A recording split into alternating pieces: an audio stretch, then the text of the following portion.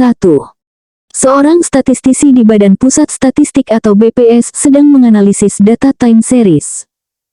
Ia menemukan bahwa data tersebut memiliki pola musiman dan tren. Metode peramalan apakah yang paling tepat digunakan? A. Simply moving average. B. Exponential smoothing. C. ARIMA. D. Holt-Winters. E. Naive method. Jawaban yang tepat dari soal di atas adalah D. Pembahasan dari pertanyaan di atas yaitu, bahwa metode Holt-Winters paling tepat untuk data time series yang memiliki pola musiman dan tren. Metode ini menggunakan 3 komponen smoothing, level, tren, dan seasonal, sehingga dapat menangkap kedua pola tersebut dengan baik. Kita masuk soal berikutnya. 2. Statistisi di Kementerian Kesehatan ingin menguji efektivitas obat baru terhadap 3 kelompok pasien dengan dosis berbeda. Uji statistik manakah yang paling sesuai? A. Uji T independen. B. Uji T berpasangan. C. ANOVA 1 arah. D. ANOVA 2 arah. E. Uji chi-square. Jawaban yang tepat dari soal di atas adalah C. Pembahasan dari pertanyaan di atas yaitu, bahwa ANOVA 1 arah paling sesuai untuk membandingkan min dari 3 atau lebih kelompok independen. Dalam kasus ini, kita membandingkan efektivitas obat pada 3 kelompok pasien dengan dosis berbeda. Kita masuk soal berikutnya. 3. Dalam survei nasional, seorang statistisi BPS menggunakan teknik pengambilan sampel bertahap. Pada tahap pertama, ia memilih provinsi secara acak, kemudian kabupaten, lalu desa. Teknik sampling apakah yang digunakan? A. Stratified random sampling. B. Cluster sampling. C. Systematic sampling. D. Multistage sampling. E. Kuota sampling. Jawaban yang tepat dari soal di atas adalah D. Pembahasan dari pertanyaan di atas yaitu, bahwa teknik yang digunakan adalah multistage sampling. Metode ini melibatkan pemilihan sampel dalam beberapa tahap, dimulai dari unit yang lebih besar atau provinsi hingga unit yang lebih kecil atau desa. Kita masuk soal berikutnya. 4. Statistisi di Kementerian Pendidikan menganalisis hubungan antara jam belajar dan nilai ujian siswa. Koefisien korelasi Pearson yang diperoleh adalah 0,85. Interpretasi yang tepat adalah A.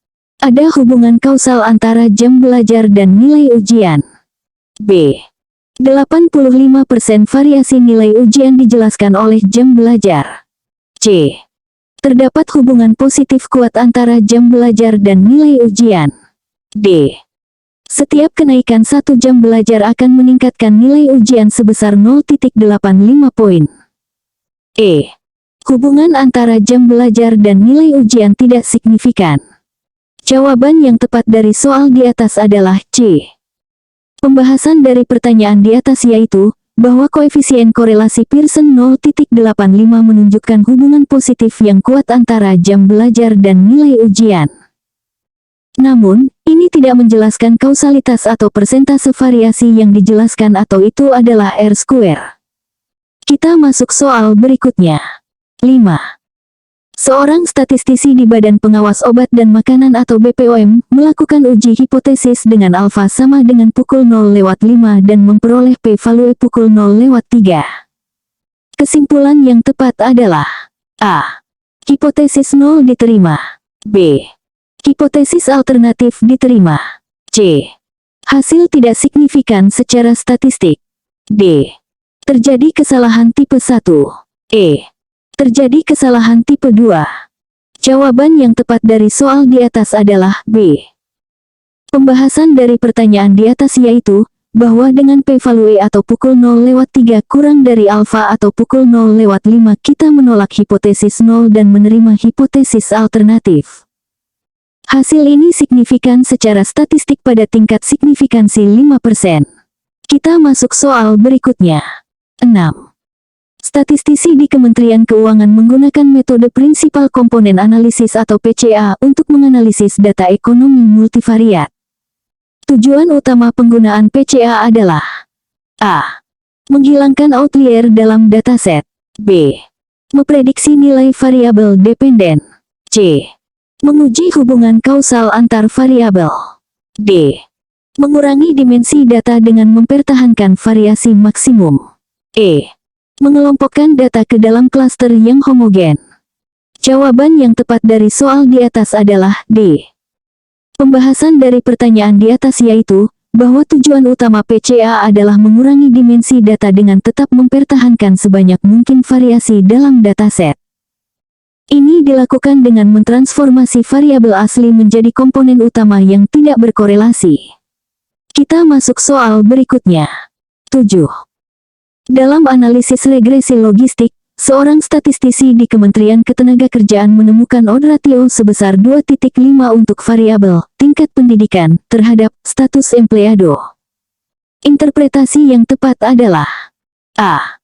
Peluang mendapatkan empleado meningkat 2,5 kali lipat untuk setiap tahun pendidikan. B. 25% variasi dalam status empleado dijelaskan oleh tingkat pendidikan. C. Orang dengan pendidikan tinggi memiliki peluang 2,5 kali lebih besar untuk mendapatkan empleado. D. Terdapat hubungan linear antara tingkat pendidikan dan status empleado. E. Tingkat pendidikan bukan prediktor signifikan untuk status empleado. Jawaban yang tepat dari soal di atas adalah C. Pembahasan dari pertanyaan di atas yaitu, bahwa odd ratio 2,5 menunjukkan bahwa orang dengan tingkat pendidikan yang lebih tinggi memiliki peluang atau odd 2,5 kali lebih besar untuk mendapatkan empleado dibandingkan dengan mereka yang memiliki tingkat pendidikan lebih rendah, dengan asumsi variabel lain konstan. Kita masuk soal berikutnya. 8. Statistisi di Badan Meteorologi, Klimatologi, dan Geofisika atau BMKG menggunakan model ARIMA atau 1,1 untuk meramalkan curah hujan. Apa arti angka-angka dalam model tersebut? A. 1 lakar, 1 lakma, 1 kali differencing. B. 1 variabel independen, 1 variabel dependen, 1 konstanta. C. 1 periode forecast, 1 periode historis, 1 tingkat kepercayaan. D. 1 komponen tren, 1 komponen seasonal, 1 komponen siklikal. E. 1 parameter estimasi, 1 standar error, 1 p-value. Jawaban yang tepat dari soal di atas adalah A. Pembahasan dari pertanyaan di atas yaitu, bahwa dalam model ARIMA atau P, D, Q, P menunjukkan order dari komponen autoregresif atau ARC, D adalah tingkat differencing, dan Q adalah order dari komponen moving average atau MA. Jadi, ARIMA atau 1,1 berarti 1 lakar, 1 kali differencing, dan 1 lakma. Kita masuk soal berikutnya. 9. Seorang statistisi di Badan Pengelola Dana Perkebunan Kelapa Sawit menemukan bahwa residual dari model regresi linear berganda yang ia buat tidak berdistribusi normal.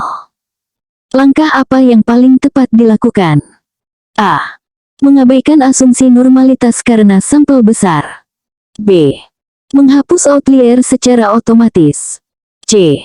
Melakukan transformasi pada variabel dependen. D. Mengganti metode dengan regresi logistik. E. Menambahkan lebih banyak variabel independen. Jawaban yang tepat dari soal di atas adalah C. Pembahasan dari pertanyaan di atas yaitu, bahwa jika residual tidak berdistribusi normal, salah satu pendekatan yang umum adalah melakukan transformasi pada variabel dependen, seperti transformasi log, akar kuadrat, atau box-cox. Ini dapat membantu memperbaiki distribusi residual tanpa mengubah hubungan fundamental antar variabel. Kita masuk soal berikutnya. 10. Statistisi di Kementerian Pertanian menggunakan metode bootstrapping dalam analisisnya. Apa keuntungan utama dari metode ini? A. Menghilangkan kebutuhan untuk asumsi distribusi. B. Meningkatkan ukuran sampel secara otomatis. C. Mengatasi masalah multikolinearitas. D. Mempercepat proses komputasi. E. Menghilangkan outlier dari dataset.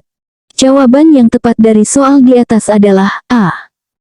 Pembahasan dari pertanyaan di atas yaitu, bahwa keuntungan utama bootstrapping adalah menghilangkan kebutuhan untuk membuat asumsi tentang distribusi populasi.